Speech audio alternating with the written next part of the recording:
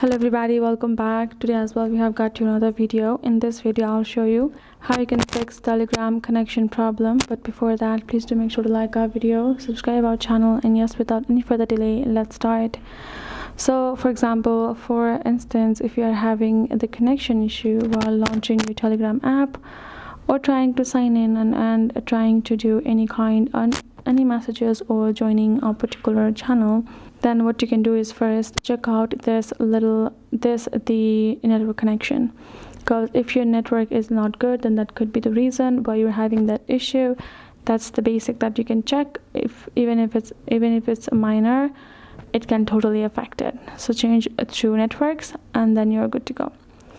If that also doesn't help, simply go ahead and long press on it and remove the app and reinstall the app.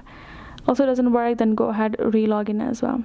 If that's not the case, then go to App Store and go to search bar and type in Telegram, find your video and go ahead, update the app. If it's in an update, tap on update and you're good to go. It will simply reboot and reinstall the app and clear out all the unnecessary cache file or whatever lag or errors it was causing. It will remove it. That's all you have to do. So hope this video helped. Thank you so much for watching. I'll see you guys in our next video.